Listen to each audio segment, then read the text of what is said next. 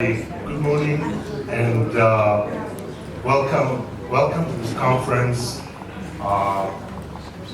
We hope that it's the first of a series of conferences, and we're trying to build up a program which I think is quite unique, crossing borders of disciplines, trying to bring together people from very many different disciplines.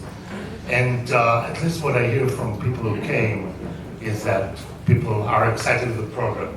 Now we need to materialize this excitement to much more knowledge and much more collaboration. Anyway, I'm happy that we have people here today from 14 different countries, about close to 150 people from abroad, a similar number from Israel. Maybe it'll grow. They tell me that Israelis are notorious for showing up at the last minute at the door, so they have 3 days to do it. I got a small complaint, but I was going to refer to it from the start, that when you look at the flags on the screen, and they'll show up in a minute, the Portuguese flag is at the bottom. It should have been at the top, because they just won the Copa Europa yesterday. Here it is at the bottom. Okay? So Antonio Amorim from Portugal is here, and Ines is probably also in the audience. We have guests from Portugal, and we're happy for them. Unfortunately, we were supposed to have 2 French speakers. They didn't show up. They must have known already in advance that it's not going to go well. Anyway, I really hope you enjoy. There's a million thanks to say and to give to a lot of people here in the audience. This meeting could not have happened without the help of many, and the list is too short. The list is too long to state. Anyway, you'll see them in the book of the meeting, and hopefully we'll be able to give you information later on where we're going next. We have 2 guests whom I asked to come and open the sessions, and one of them is the president of the Technion. To those of you who do not know, the Technion is the Israel Institute of Technology. We refer it to like an MIT-like institute. Maybe MIT should be a Technion-like institute, I don't know. Anyway, so we'll have the president of the Technion, where the School of Medicine is part of, and we have the mayor of Haifa with us. I think the president of the Technion, Professor Peretz Levi, will greet us first. Thank you very much, Gary. Indeed, it's impressive to see such a gathering, and also on such a subject. It seems that the history of the Jews was designed by a genetic laboratory. And I must share with you an anecdote. I'm not so sure if you know, but the Technion now has offshore branches. We have a branch in New York together with Cornell University. We'll move to the permanent campus on Roosevelt Island in a year. The first class just got their degrees, and we have a branch that is shaping up in China.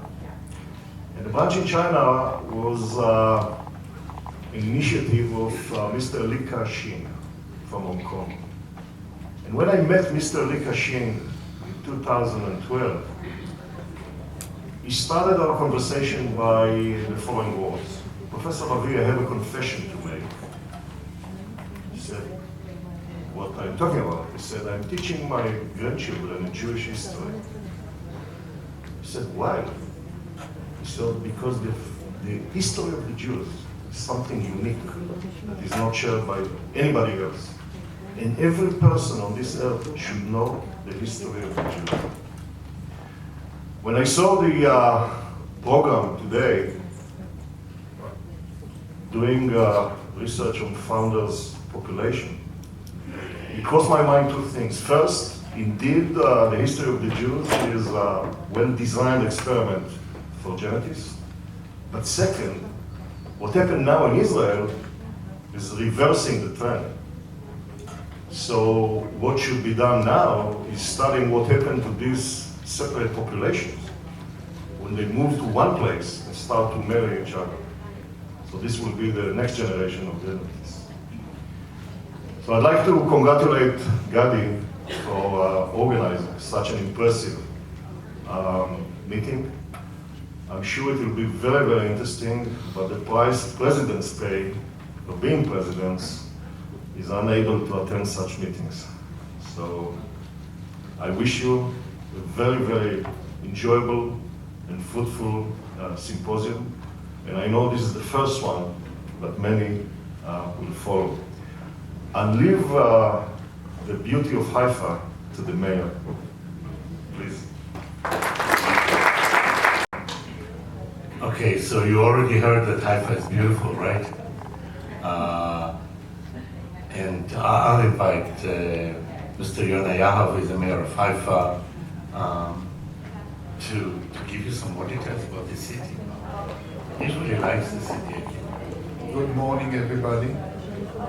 Thank you for coming. You came to the right place.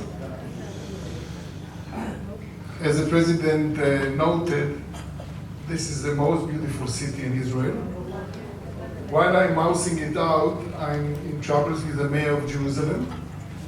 He thinks that Jerusalem is the most beautiful city in Israel. So we compromised by saying that Jerusalem is the most beautiful city in the world, but in Israel it's Haifa. So while being here, take the opportunity also to wander around and to see, because we are unique in three elements. The first element, which is the most important one, this is the only place on earth which is exercising on a daily basis full peace between Jews and Arabs more than 100 years. This is not genetic. It happens, and I don't have a reason, a logical reason to explain why it happens here and it doesn't happen elsewhere. Because the Jews are the same Jews, the Palestinians are the same Palestinians, but here they are getting along more than 100 years. Recently I arrived at the conclusion that we are lucky that three celebrities never set a foot here. Who are the three celebrities? It's Moses, Muhammad, and Moshe. Nothing is holy. We are not quarreling on nothing. We are not devoting a stone and we are praying to the stone, nothing.